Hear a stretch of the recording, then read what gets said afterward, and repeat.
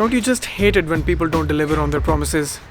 I promised I would upload this episode yesterday, but here I am, late. As always, my excuse is that I have too many students.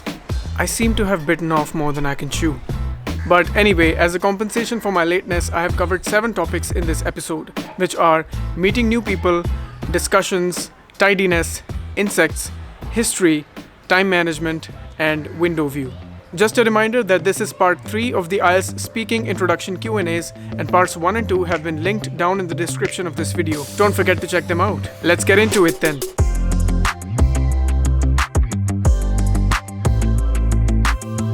I absolutely love meeting new people and making new friends. I'm a very social person, and I think that now is the best time for someone like me, as meeting new people has never been easier thanks to the internet and social media.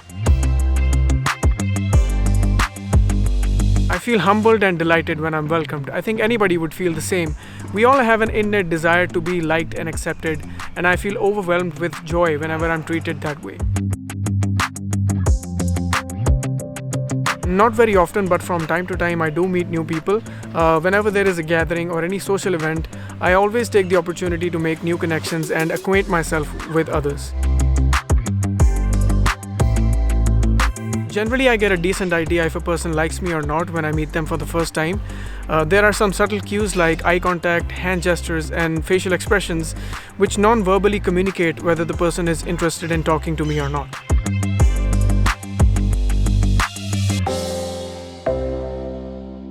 Mostly I like to discuss people's opinion about the current world affairs, as I think that I can learn something new from them.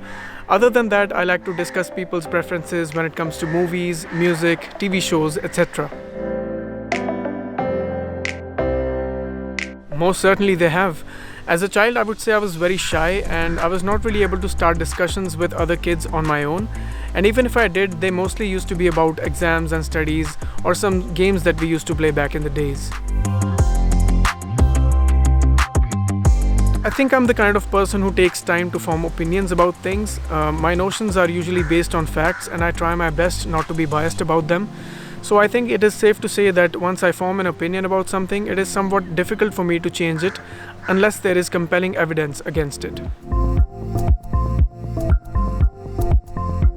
It really depends on the kind of person with whom I'm having a discussion. If I get the feeling that the person knows more than I do, I resort to keeping myself quiet and listen more. However, if I feel that I can contribute a little to the knowledge of that person, then I tend to talk more than I listen.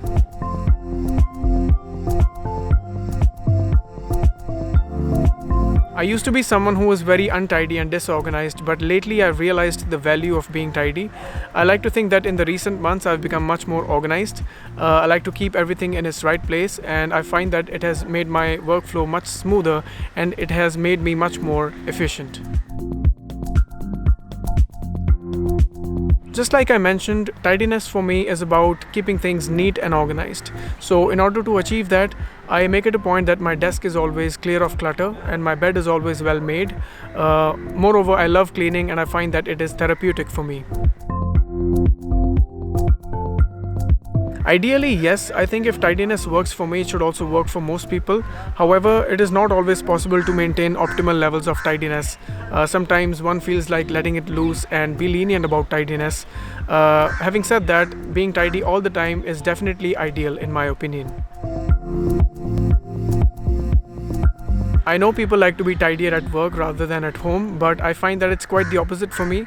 I'm someone who likes to finish work very quickly. I don't rush things though, but in my attempt to get things done quicker, I tend to make a mess at work.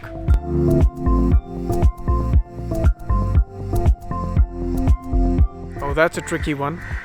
I'm afraid I don't like insects very much. I feel very agitated when some insect is around me, and the insects that can fly are the ones that make me the most uneasy.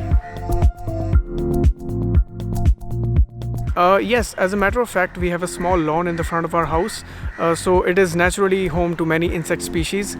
Especially during the summer months, the number of insects that is seen is quite high. I know it for a fact that insects play a vital role in the circle of life. They are critical for the health of the soil, and they also help in the pollination of plants, which is essential for agricultural crops. Apart from that, they also serve as catalysts for many commercial products such as honey and silk.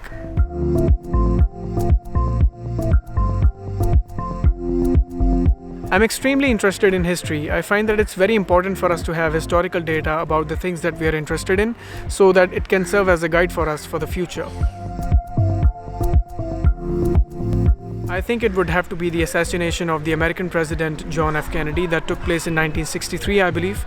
I find it the most fascinating historical event because despite the fact that the whole event was caught on tape, it is still an unsolved mystery as to who was truly behind the assassination.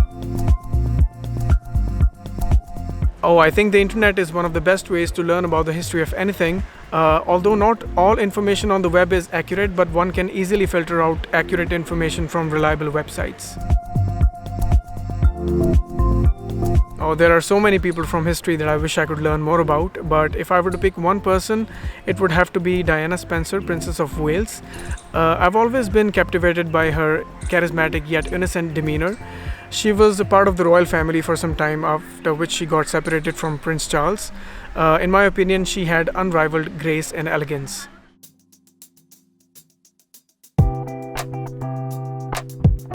I try my best to be punctual and most of the times I succeed, but every now and then I do get late, and usually it is because of unforeseen circumstances such as traffic jams. I think it is rude to make excuses to cover up one's lateness, but sometimes I find myself in a situation where I have to do the same. My excuses are generally very honest. Like I mentioned, that I'm usually late because of things that are out of my control.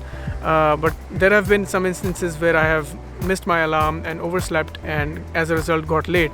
But I always try to be honest about why I'm late. I think sometimes people are not able to follow their plans because of other hindrances or obligations. Sometimes one may find it hard to follow a plan because they've been asked to do something else, which is also seemingly important. Apart from that, maybe the plan itself is not realistic enough for the person to be able to follow it.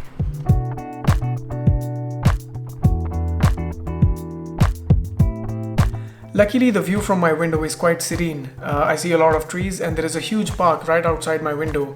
During the mornings, some older people from our locality gather to have some yoga sessions and some indulge in walking, and during the evenings, I see children playing.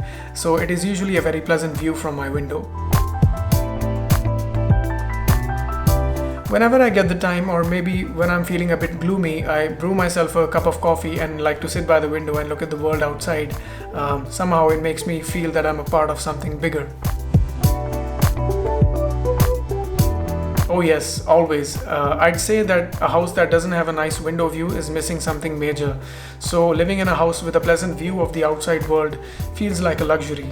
It's something that I never knew I wanted so badly. Like I mentioned before, it's not very often that the view from my window is unpleasant or dull. On the rare occasion when I cannot see a good view, it somehow makes the room itself feel a bit incomplete or depressing. But I'm glad it doesn't happen very often.